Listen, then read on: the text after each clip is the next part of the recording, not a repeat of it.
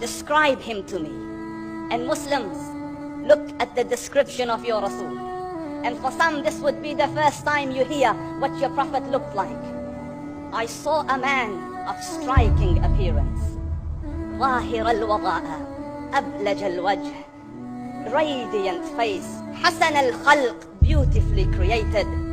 لم تعبه السجلة, his belly wasn't protruding. ولم تزر به السعلة, nor was his head disproportionate and small. وسيم قسيم, proportionate and delicate, finely made, a specimen of a creation.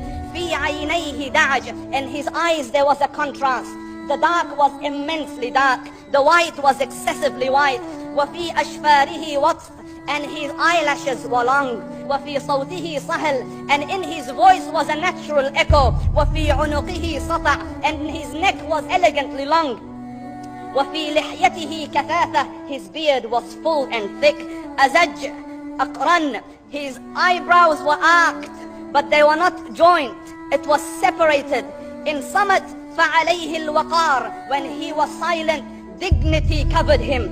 وإن تكلم سماه وعلاه البهاء, and when he spoke, it was audible and clear, almost commanding and overtaking. أجمل الناس وأبهاهم من بعيد, from afar the most striking and outstanding in appearance. وأحسنهم وأجملهم من قريب, and when he came near, the best of them and the most handsome of them in closeness. حلو المنطق, such an exalted and sweet level of logic. Like when he used to speak, it was so coherently logical, it was smooth and easy to understand.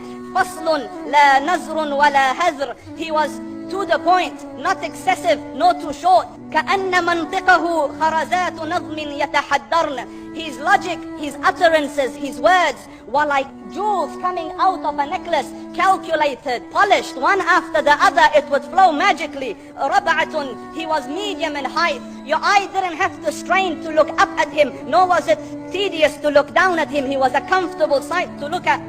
له رفقاء يحفون به, he had friends, the people that were with him, they were working around him to try to serve and protect him. إن قال سمعوا لقوله, when he used to say something, they used to hearken to what he used to say. وإن أمر تبادروا إلى أمره, when he commanded, they used to compete to fulfill the command. This is Muhammad Rasulullah. This is Muhammad Rasulullah. Anas ibn Malik says, he says, I came out one night, it was the full moon night. And I looked at the moon, and in the desert, understand, the moon is an awesome sight. It is smooth, it is radiant, it is clear, it is gentle compared to the scorching sun at which they are used to. So the moon was the epitome of beauty. So he says, I came out at a full moon night and I looked at the moon and I saw it beautiful, handsome. So I said, let me go see if the moon is more handsome or my Prophet is more handsome. Let me see if that is more beautiful or the Prophet is more beautiful. So I went and I saw him standing afar. So I looked at his face and I looked at the moon, and I looked at his face and I looked at the moon, and I looked at his face and I looked at the moon, and he said, Wallahi, he was more handsome than the moon in its entirety. That is just the look of your Rasul. Aisha radiallahu anha says, I was sewing with the needle, my needle dropped in the dark, I couldn't find it. I said, Ya Rasul, I can't find it. He moved his face close, and I swear, out of the radiance of his face, I found my needle. And the Prophet sallallahu alayhi wasallam was mind-bogglingly handsome, but his handsomeness was covered with waqar and jalal and hayba. The Sahaba say, when we used to sit at his feet, two feelings conflicting would come on the heart. The first one, you wanted to look at him. You wanted to behold the majesty of his face. And when you wanted to look up, shyness used to overtake you, so you used to look down. Amr ibn al-As says, I sat with him many times, but if you ask me to describe his face, I can't describe it.